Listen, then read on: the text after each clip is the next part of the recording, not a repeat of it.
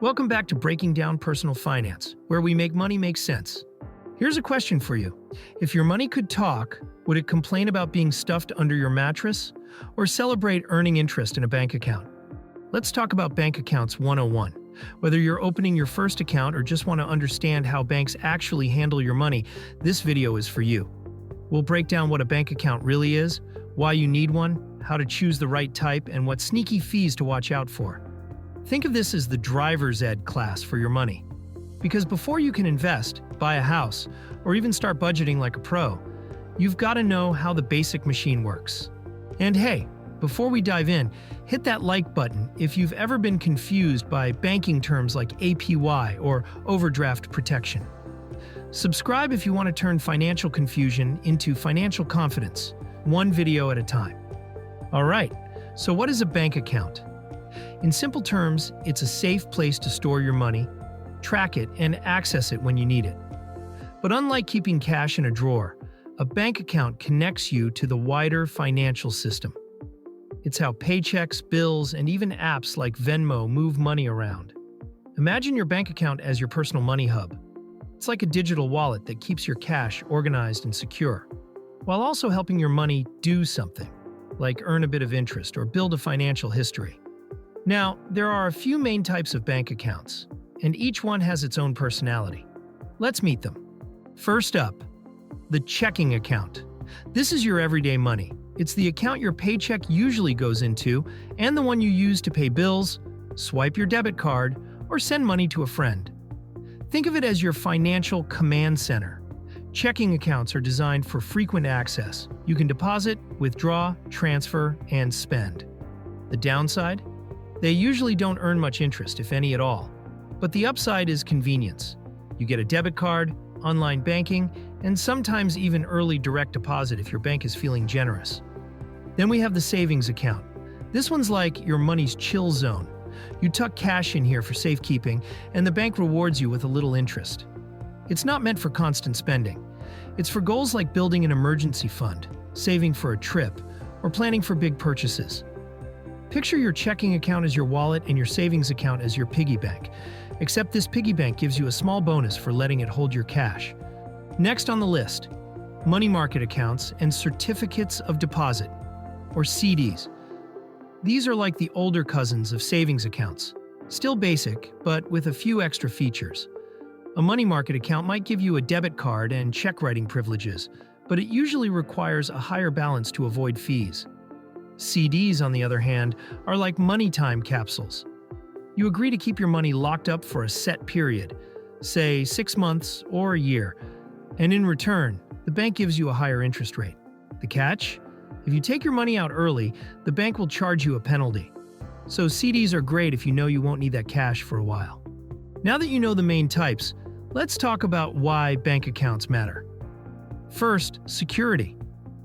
When you stash money in a bank account, it's protected, up to $250,000 per depositor, per bank, by the FDIC, that's the Federal Deposit Insurance Corporation. If your bank fails, like literally shuts down, your money is still safe. Try getting that kind of guarantee from your mattress. Second, convenience. With a bank account, you can deposit checks with your phone, pay bills online, or set up automatic transfers to savings. No more waiting in line to cash a check or worrying about losing cash on the bus. Third, building a financial track record. When you use a bank account responsibly, keeping a positive balance, avoiding overdrafts, it helps establish your credibility with financial institutions. This history can later help you qualify for things like credit cards, loans, or even renting an apartment. Speaking of overdrafts, let's talk about fees, because this is where banks can quietly nibble away at your money if you're not careful. One of the most common is the overdraft fee. That's when you spend more money than you have in your checking account. The bank covers the difference, but they charge you a fee, sometimes $30 or more. Think of it like your friend spotting you lunch money, but then charging you for the favor. Luckily, many banks now offer overdraft protection, or you can link your savings account to your checking account so that if you go over, money automatically transfers. Then there are monthly maintenance fees, which some banks charge just for having an account. You can often avoid these by meeting certain requirements, like keeping a minimum balance or setting up direct deposit. Always read the fine print before opening an account. It's like checking the calories before ordering at a restaurant. You might still go for the burger, but at least you know what you're getting into. And don't forget, ATM fees. Using an ATM that's not part of your bank's network can cost a few bucks each time. Some banks reimburse those fees, but many don't. So when picking a bank, check where their ATMs are located, especially if you travel or live far from a branch. Now, let's talk about how to choose the right bank account. Start with your needs. If you're a student or just starting out, look for a checking account with no monthly fees, no minimum balance, and good mobile banking tools. Some banks even offer student-specific accounts that waive certain costs. If you're big on saving, compare savings accounts based on their interest rates, also known as the APY, or annual percentage yield. That's just a fancy way of saying how much interest you'll earn over a year, including compounding. A higher APY means your money grows faster, even if it's just a few extra dollars at first. Online banks are another great option. Since they don't have physical branches, they often offer higher interest rates and lower fees.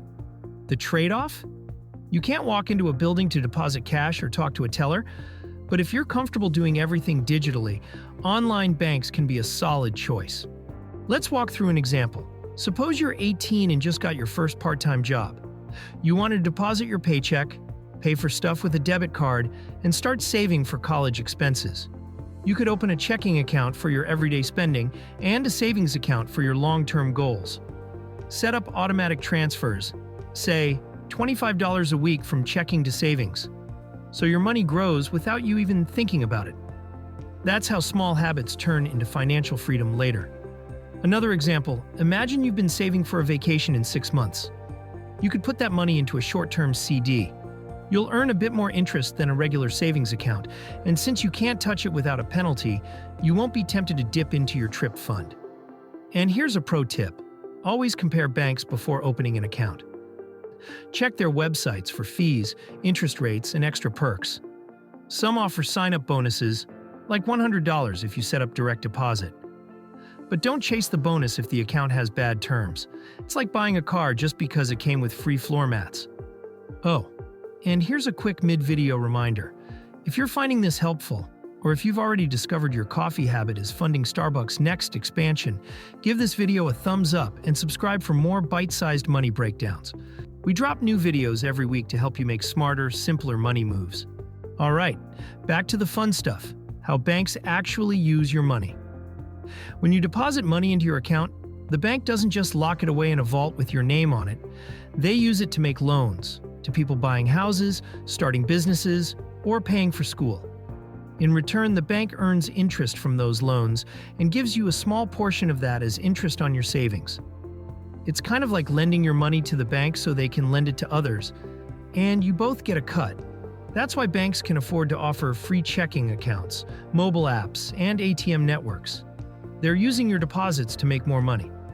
The good news is, as long as you stick with FDIC insured banks, your deposits are safe up to that $250,000 limit, no matter what happens behind the scenes.